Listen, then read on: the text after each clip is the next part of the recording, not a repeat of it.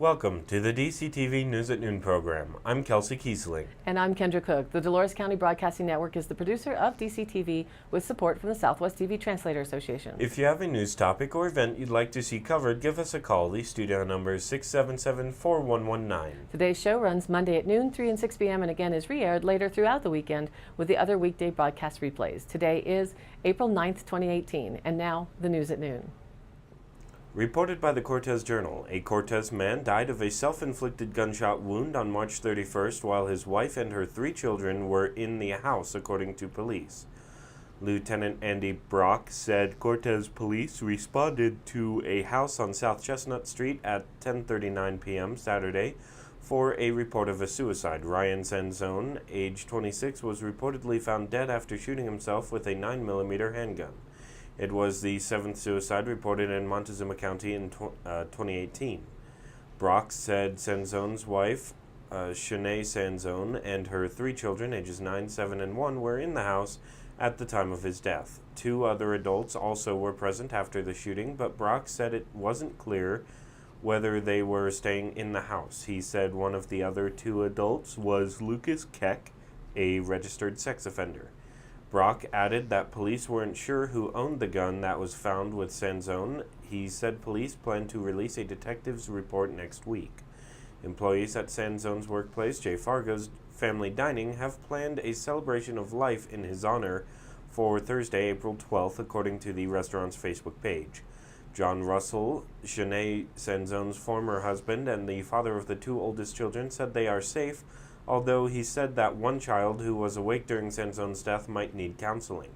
He also said he was concerned about the way Cortez police handled the incident, saying they had not notified him about it. He also said he was concerned that no Child Protective Services personnel were called to the scene. From the Journal, photos Stephanie Alderton and Ethan Suma courtesy. A family that lives north of the Ute Mountain Casino in Toyac was ordered to evacuate Saturday afternoon after a brush fire quickly spread near U.S. Highway 160 and County Road A. The Cortez Fire Protection District was called to the scene about 4 p.m. The Ute Mountain Ute and Lewis Areola fire departments also responded to the blaze. Montezuma County Sheriff's Office deputies blocked the highway in both directions near the 100 block as smoke started to blow across the road. The highway reopened by 6:45 p.m. according to Montezuma County Sheriff Steve Nowlin. About 4:15 p.m., Nowlin said the blaze was moving toward North Toyac. At 5 p.m., an emergency text from the Nixel alert system warned Montezuma County residents to stay away from US 160 south of Cortez.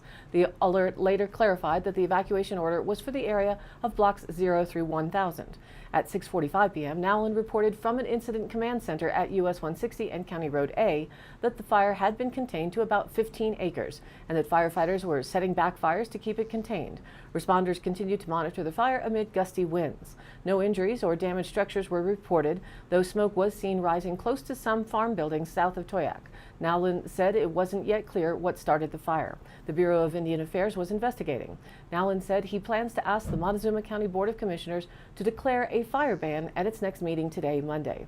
The county's weather has been too dry and windy lately for safe burning, he said. It's soon, unfortunately, he said. A lot of people will complain, but we just can't wait. Reported by the Cortez Journal, Kevin Wade Folsom, who has been charged with killing a Southern Ute man at Hay Camp Mesa, has waived his right to a preliminary hearing in order to review a plea deal from the Montezuma County District Attorney's Office, according to his lawyer. Folsom, age 39, of Montezuma County, has been charged with first-degree murder in the shooting death of James Box, Jr., age 42, of Ignacio. The killing took place on the night of January 2nd in the San Juan National Forest, east of Dolores off Hay Camp Road. Folsom was arrested January 3rd and accused of second-degree murder charge, which was then elevated to first-degree murder. He has been in custody at the Montezuma County Jail under a $500,000 bond. During a district court hearing on Friday, Folsom waived his right to a preliminary hearing, a process intended to present probable cause for the charges and allow Folsom and his attorney to respond. However, Public Defender Barry Newberger King reported that he and Folsom were reviewing plea deal from the DA's office. Folsom is scheduled to enter a plea at an arraignment on May 10th at 1:30 p.m. According to an obituary in the Durango Herald, Box, age 42, grew up on the Southern Ute Reservation and has 2 children. His Native American name is Buffalo Horse. A GoFundMe account has been created to raise money for Folsom and his family. In the posting, he is described as having had a relapse that led to his arrest, which has left his family in a really hard situation. Of the $5,000 goal for the account, $105 has been donated. From the Durango Herald, photos courtesy Silverton Chamber of Commerce. A movie about the 1925 diphtheria epidemic in Nome, Alaska, and the subsequent serum run by a dog sled team was filmed in Silverton last spring. The Great Race is scheduled to be released in October and is one of about 5 movies shot in the area over the last year. The recent surge in filmmaking in Silverton is embraced by the community, said Deanne Gallegos, Executive Director of the Silverton Chamber of Commerce. We are primarily a tourist town, but our goal is to diversify our economy, she said. Low-hanging fruit for us is recruiting business like movies. Cast and crew on the set of The Great Race spent $40,000 on food in Silverton and Durango in 6 weeks of filming, said costume designer Rebecca Berteau. Gallegos described Silverton as a turnkey set that attracts filmmakers because of its versatility. When they need a mountain scene or a Victorian town scene, we really open our arms to it, she said. We haven't had the complete facelift of some of our neighbors. We are still true and raw to that time period. There's no facade. The film industry provides an economic boost for Silverton's economy, especially during the difficult shoulder season, and an opportunity for locals to get in on the action. We have locals out there working side by side with these movie crews. Gallegos said, we open up our houses and businesses and create friendships to make this a positive experience. Berteau was so enamored of Silverton during her time on the set of The Great Race that she moved there from Houston to live there. I drove in from Texas and thought, wow, I'm driving into Narnia, she said. We started shooting in town and it was absolutely gorgeous. Everyone was extremely helpful. Now she's offering workshops to locals who may want to work on the set of film productions in Silverton and is working with the Chamber of Commerce to establish a Silverton film office. Over the last year, I've been trying to figure out how to bring more film projects here, Berteau said. The scenery and architecture is stunning. It is a magical place for filmmaking. Berteau said having a trained film crew in Silverton would make the town more appealing to filmmakers because they would not have to hire a crew from Los Angeles or elsewhere. They have to fly or drive the crews in, put them up in hotels and give them per diems, she said. We want to take these really hardy mountain people and offer them an opportunity to learn a new craft. Future workshops will cover the expectations of a production assistant, Berteau said.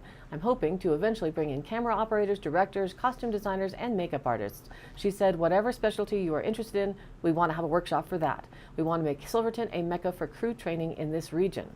Winter scenes for The Bay House, a movie about a politician losing an election in the wake of scandal, finished filming in Silverton last weekend. Upcoming film projects in Silverton include Freak Power, a movie about Hunter S. Thompson's 1970 campaign for Pitkin County Sheriff, and The Ballad of Buster Scruggs, a Coen Brothers Western Netflix series. This is a different source of income for our town, Gallegos said. The biggest bonus is that we are trying to be proactive in training locals. Not only can they work here in Silverton, but they can make connections. According to the Cortez Journal, a rock fall injured 2 women Saturday afternoon at the climbing area north of Lemon Reservoir, about 20 miles northeast of Durango. Tom Bruckner of La Plata County Search and Rescue said a rock 3 times the size of a microwave dislodged above the woman climbing. It hit both the climber and the belayer on the ground, he said. Bruckner said Search and Rescue and Pine River Fire Protection District responded shortly before 2 p.m. to the scene. It took about 2 hours to rescue the climbers, during which crews had to cross the Florida River and perform a technical rope rescue. Patient contact was made on the south side of the river, but they had to be transported across the stream and then raised on the north side of a steep embankment, he said. The extent of the climbers' injuries is unknown, as well as their identities, Bruckner said. A Flight for Life helicopter landed on the scene, but the climbers were taken to Mercy Regional Medical Center by ambulance about 3:40 p.m. Rock falls, although not uncommon, are typically not so severe, Bruckner said. And now let's take a look at the weather.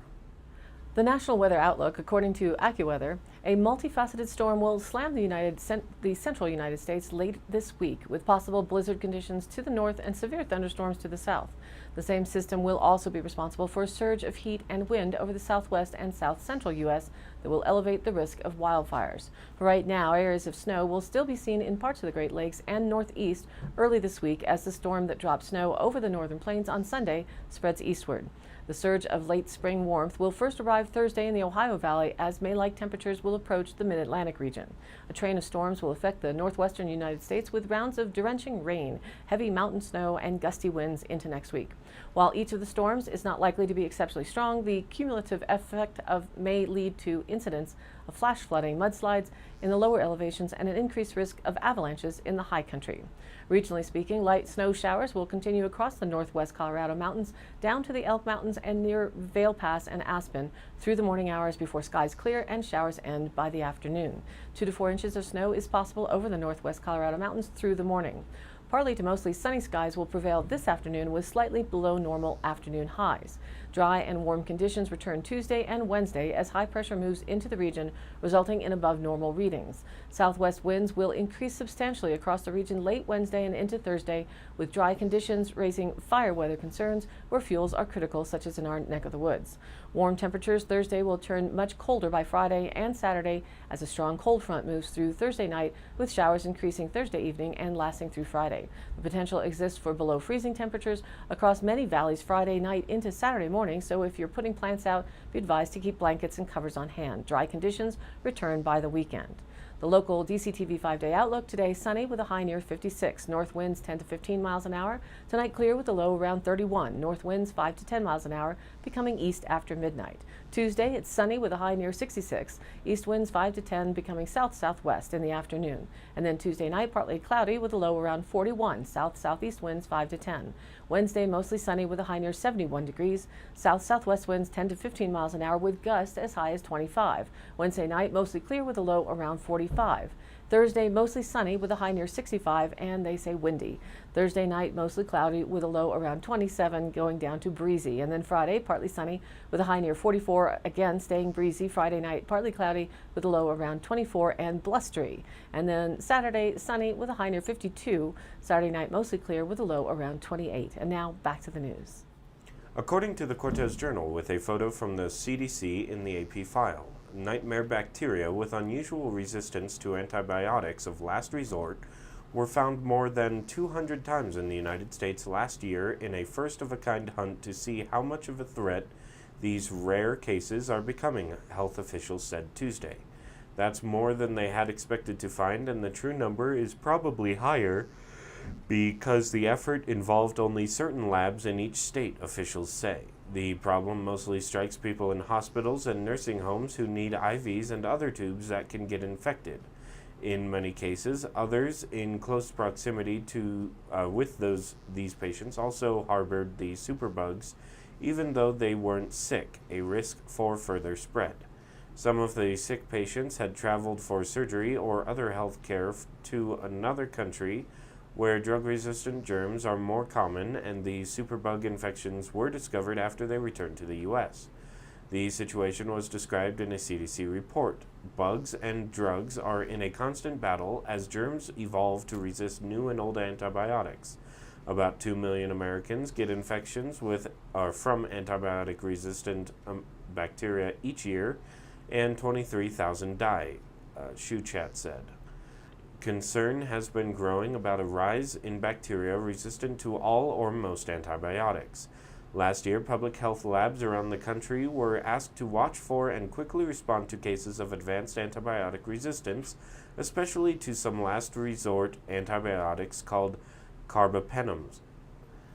In the first 9 months of the year, more than 5,770 samples were tested for these nightmare bacteria, as CDC calls them, and 1/4 were found to have genes that make them hard to treat and easy to share their resistance tricks with other types of bacteria. Of those 221 had unusual genes that conferred resistance. The cases were scattered throughout 27 states. From the Journal, photos Daniel Oppenheimer and staff Jim Mimiaga. A state water court has upheld a controversial new in-stream flow right established by the Colorado Water Conservation Board for the Dolores River.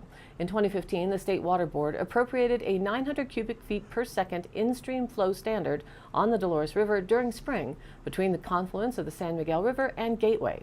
The water flow is intended to support river health, including 3 species of native fish, the flannelmouth sucker, bluehead sucker, and roundtail chub. The Southwestern Water Conservation District filed a legal challenge to the newly established minimum flow standard. Southwestern Water argued that the flows were too high and could not be met during droughts. The district further claimed that CWCB improperly concluded it could not adapt a 1% depletion allowance on the in-stream flow to accommodate future developments as a condition. But Colorado Water Court rejected the lawsuit's claims and confirmed the newly designated Dolores in-stream flow in a ruling last Thursday. District Court Judge J. Stephen Patrick said CWCB has the authority to appropriate in-stream flows and it followed proper procedures. The court finds nothing in the record to support a finding that CWCB's action was unreasonable, Judge Patrick wrote in the decision. The CWCB did not abuse its discretion in refusing to consider the proposed depletion allowance. Environmental groups applauded the decision. Durango-based San Juan Citizens Alliance, Western Resource Advocates, and Conservation Colorado had joined CWCB in defending the board's new Dolores in-stream flows. The court ruling secures up to 900 CFS of water during spring peak flows, as well as an essential winter flows for a 33-mile stretch of the river. Environmentalists say the flows will help prevent at-risk native fish species from becoming listed as endangered or threatened under the Endangered Species Act. The river anchors a remote desert oasis and has plentiful recreational opportunities, they added. The stretch slated for the largest in-stream flow protection on the Dolores is near the Unaweep Tabaguachi Scenic and Historic Byway between Gateway and Uravan. New in-stream flows are junior to existing water rights, but senior to future water right claims. The Dolores Water Conservancy District also objected to the new Dolores in-stream flow and urged that it should at least have a condition to allow for some future developmental needs. Dolores Water manages McPhee Reservoir and Dam, which are upstream from the new appropriation. During a previous hearing, Dolores Water attorney Barry Spears said that the proposed 1% depletion proposal was to set aside an amount that the small water developer could use to keep the water in the state. The Southwestern Water lawsuit claims CWCB's action on the Lower Dolores River exceeds the in-stream flow's statutory standard of minimum stream flows to preserve the natural environment, and that it does not protect present uses of the water. But CWCB views appropriating the Dolores in-stream flows as necessary. It says the flows preserve the natural environment to a reasonable degree and can exist without material injury to water rights. They are also seen as a way to retain state control over local waterways. In-stream flows are designed to protect natural hydrographs on the river, and we feel they are better than top-down river management from the federal side, said Ted Kowalski, a CWCB water resource specialist, during a 2016 water forum in Cortez. The new in-stream flows for Lower Dolores River will begin below the San Miguel confluence. According to the Cortez Journal, with a photo by Emily Rice with the Journal, the Cortez Planning and Zoning Commission on Tuesday approved an application for a conditional use permit for the Children's Kiva Montessori School to move into the former Montezuma County Justice Building. The permit was approved with a condition for the city engineer to consider installing a school zone in the area and with a recommendation from the Cortez Police Chief Roy Lane to fence along the police access lane before children are allowed to play there.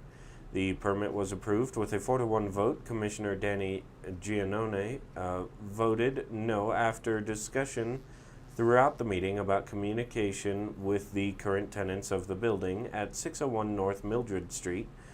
Current tenants are the Bridge Emergency Shelter and the Cortez Day Labor Center. The Bridge's Vice President, Jim Rogers, emphasized that he and Bridge Director Lori Knutson were attending only to gather more information. Knutson also raised concerns about the proposed school's proximity to the Montezuma County Detention Center and encouraged the school to fence the property. From the Journal, photos Emily Rice. The next time you listen to a band, you just might be hearing the strumming sounds of guitar strings made by Kurt Mangan fusion matched strings. Kurt Mangan, owner of Kurt Mangan Fusion Match Strings, is a Cortez-based manufacturing and distribution center. It makes 400 boutique single strings and 250 packaged sets of strings for instruments, including acoustic, electric, classical and bass guitar, mandolin, banjo, ukulele, bajo sexto, and quinto instruments. In 2004, Mangan opened the family-operated strings business in California. 2 years later, he moved it to Cortez. There was a little bit of an attraction to the Four Corners area. We finally decided on Cortez because of the beauty of the area, Mangan said. We've had really good support from local dealers in the community, he said. His wife, Nancy Mangan, handles packaging and shipping, and their daughter, Samantha Cameron, a 2011 Fort Lewis College graduate, is responsible for marketing and is the artist representative. She also designed the company's website and the graphic designs on the strings packaging. Cameron explained how she named the company using the term fusion matched strings because it's a fusion between family, industry, and players. Most days, Cameron's office space is shared with their family dogs, Noelle, Chewy, Pan, and Boo. To complete the business are 4 employees who create handmade strings with the aid of winding machines. Mangan oversees the 7 machines and tests every batch of wire for strength. You have a lot of choices in the type of machine that you use and the materials. Our machines are specially made. What sets us apart is that our recipe came from scratch, from trial and error, and me being a guitar player for many years, Mangan said. We had to find that sweet spot between the core and wire dimensions to achieve the different feel and tone, he said. Each string begins with a core wire of steel in a hex or round shape. It is then wound with nickel, stainless steel, bronze, phosphorus bronze, pure nickel, or monil, an alloy mainly of nickel and copper that is very resistant to corrosion. All of the wire is made here in the U.S., formed into different gauges or thicknesses to create different tones. Artists' signature sets are available from various artists, or customers can create their own signature set in different gauges and personalized with their name on the label. The popularity of Mangan's brand label has helped his strings make it on stage, played by band members of artists such as Miranda Lambert, Lady Antebellum, Leonard Skinner, and Charlie Daniels Band, which are just a few from the list of about 800 artists. Mangan's love of guitar spans 50 years, in which he worked at music stores or owned them, built and repaired guitars, was director of sales and marketing for Ernie Ball in California, and also taught guitar lessons. He began playing guitar at the age of 10 and dreamed of sitting around a campfire and playing the guitar like his idols Roy Rogers and Gene Autry. He smiled, reminiscing how he began 10 weeks of guitar lessons at the Natural Music Guild in Loveland when he was 12. At 14, he became a songwriter. Then at 17, he formed a trio, naming the band Forest. At 22, he started his own record label, Mangatoon Records. After many years of ups and downs in the recording industry, Mangan came to a realization: with all of the younger ones coming up in the business, sooner or later I was going to be in the way. That's when I decided to start my own little company. Now Mangan displays his products in more than 1,000 independent shops in Europe and 20 countries, including Vienna, Singapore, and Australia. Colorado locations include Denver, Sheridan, Englewood, Wheat Ridge, Arvada, Thornton, Parker, Lafayette, Montrose, and Cortez. We are a family-run company, so we sell only to mom-and-pop brick-and-mortar stores, Cameron said. At age 66, Mangan said he still plays guitar. I try to get in at least half an hour every morning. It never gets boring. For product information or to purchase Mangan strings online, visit kurtmangan.com or call 970-564-5935. Mangan strings are also available at Rocky Mountain One Stop in Cortez. Reported by the Cortez Journal with a photo from the AP file. If you think you need to channel your inner drill sergeant to eat your vegetables and get to the gym, think again. Research shows that a healthy dose of self-compassion actually helps us form habits that support good health. In the past decade or so, numerous studies have shown that self-compassion is important for mental and emotional health and well-being. Newer research is also finding that self-compassion plays a role in physical health. According to self-compassion researcher Kristin Neff, author of Self-Compassion: The Proven Power of Being Kind to Yourself. There are 3 elements to self-compassion: mindfulness, which is being aware of negative thoughts, feelings, and experiences without judging them or dwelling on them; common humanity, or recognizing that we are all imperfect and that we all suffer; self-kindness, which is showing yourself care and understanding that you experience those all too human imperfections. The opposite of self-compassion is emotional reactivity, isolation, self-judgment, and unhealthy perfectionism, all of which have been linked to depression, stress, and reduced quality of life. A 2017 study published in Psychology Open found that people who have higher levels of self-compassion tend to handle stress better. They have less of a physical stress response when they are stuck in traffic, have an argument with their spouse, or don't get that job offer, and they spend less time reactivating stressful events by dwelling on them. That's important because not only does chronic stress directly harm health, and physical responses to stress include spikes in blood pressure and blood sugar, along with suppression of the immune system, but if you also react strongly to stress, you're more likely to use unhealthy short-term coping mechanisms such as smoking or numbing your feelings with food or alcohol. Today's High Canyon Country Happenings. Joanna Wallfish will perform Saturday, April 14th at 7 p.m. at the Sunflower Theater in Cortez. Tickets are $12 online, $15 at the door. London-born LA, New York City-based vocalist, composer, and multi-instrumentalist Joanna Wallfish has emerged as a unique voice in the singer-songwriter world. With a classical and jazz background, her music combines post-folk and art song with a poetic lyricism which the New York Times described as sensitive and deep.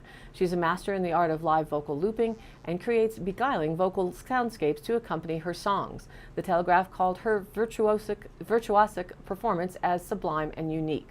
April 14th, the one-year anniversary of Wild Edge Brewing Collective. It will be celebrated from 12 noon to 10 p.m. in Cortez. They suggest you start the morning off with yoga at 11 a.m., followed by a cask release, giveaways, archived beer on tap, and music by a favorite local band, Little Brother, from 6 to 9 p.m.